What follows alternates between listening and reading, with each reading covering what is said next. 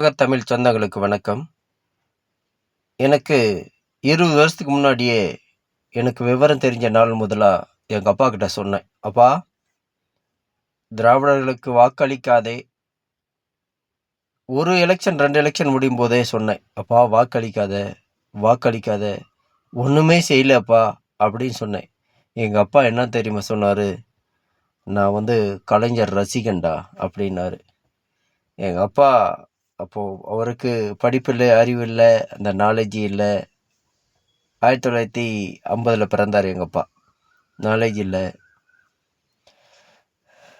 கடைசியில் என்னாச்சுன்னா ஓட்டு போட்டுட்டார். திராவிடர்கள் ஓட்டு போட்டு திராவிடர்களே மாறி மாறி எம்ஜிஆர் கலைஞர், எம்ஜிஆர் கலைஞர்னு ஆட்சி பிடிச்சிக்கிட்டு வந்தாங்க. அப்பவும் சொன்னப்பா, ஒன்றும் போடாதப்பா, ஒன்றும் செய்யலை அப்படின்னு.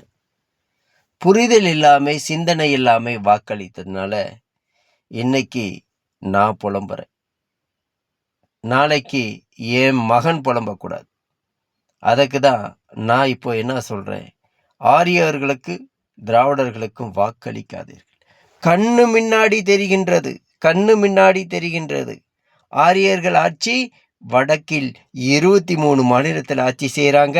அங்கே பொருளாதாரம் ஒன்றும் சரியில்லை. அதனால தான் இங்கே வடக்கன், ஆந்திரா, கர்நாடகா, தெலுங்கானா இங்கே பொருளாதாரத்தை தேடி வரா. அவங்களால பண்ண முடியல அப்படின்னு கண்ணு முன்னாடி தெரியுது. அதே மாதிரி திராவிடர் ஆட்சியில் கண்ணு முன்னாடி தெரியுது. பெண்களுக்கு, நம்ம வீட்டு பெண்களுக்கு பாதுகாப்பு இல்லை. சாராயம், கஞ்சா இது ரெண்டும் கட்டுப்படுத்தினாவே பெண்களுக்கு பாலியல் தொல்லை வராது, கொலை இதெல்லாம் நடக்காது.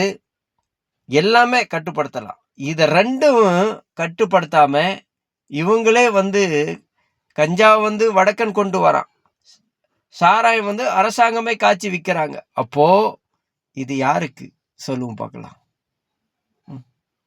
விடுங்க. பெண்களுக்கு பாதுகாப்பு இல்லை, படித்த இளைஞர்களுக்கு வேலை வாய்ப்பு இல்லை.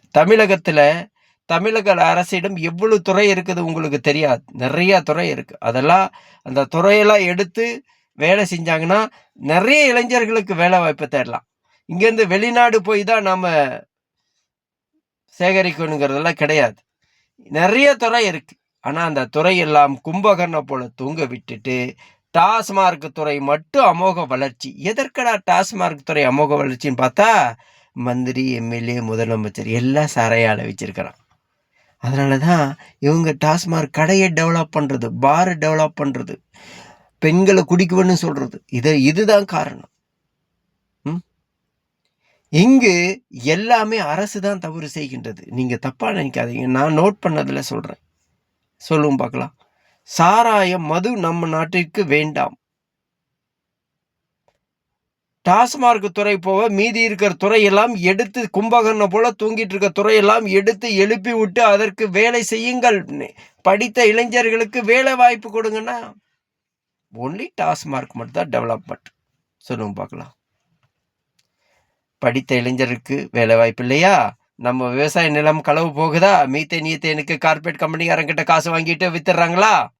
கொடுக்கலன்னா, விவசாயி கொடுக்கலன்னா போலீஸ் வெட்டி லத்திய வச்சு அடிக்கிறாங்களா? மழை வெள்ளம் களவு போகுதா? சொல்லுங்க பார்க்கலாம்.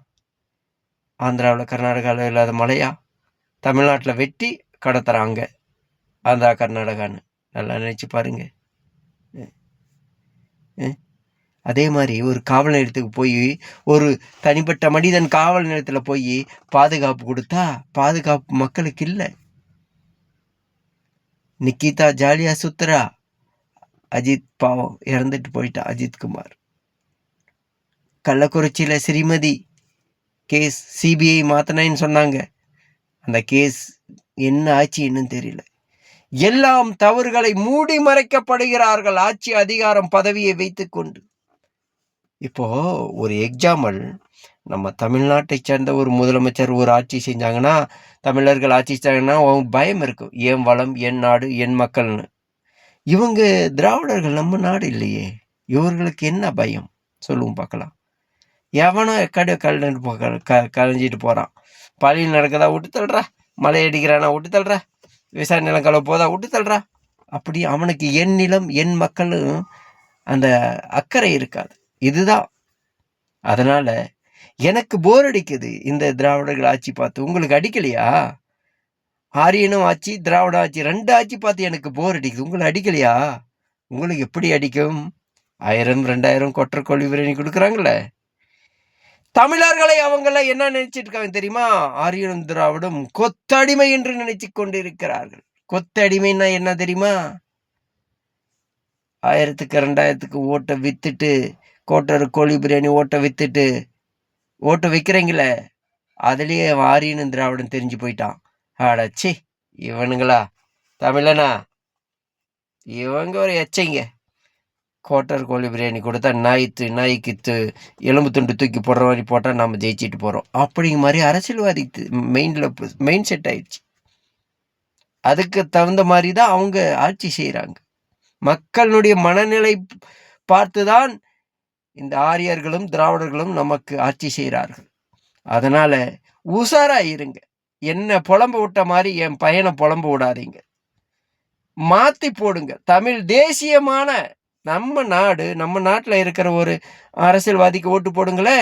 தமிழ் தேசியத்தை வாக்களிங்கள். ஏன் வாக்களிக்க மாட்டேங்கிறீங்க? இதுதான் புரியல. அப்படின்னு பார்த்தாலும் இன்னொன்று ப்ராப்ளம் இருக்கு. தமிழனும் ஒற்றுமை இல்லை. ஜாதி கட்சிகளாக, துண்டு கட்சி ஜாதி கட்சிகளாக அவன் ஜாதி கட்சி ஆரம்பிச்சிட்டு போய் பெரிய பெரிய கட்சியிடம் பெட்டி வாங்கிட்டு, சூட்கேஸ் வாங்கிட்டு, தமிழருக்கு எது நடந்தாலும் பேசுறதில்ல. இது மாதிரி கட்சியும் தமிழ்நாட்டில் இருக்கு. அதனால என்ன புலம்ப விடுற மாதிரி என் பையனை புலம்ப விடாதீங்க. மாத்தி போடுங்க தமிழ் தேசியத்தை. உத்து நோக்கி பாருங்க. மக்களுக்காக யாரு வேலை செய்யறான்னு உற்று நோக்குங்கள். அதற்கு பிறகு வாக்களியுங்கள். நன்றி தமிழ் தேசியம்.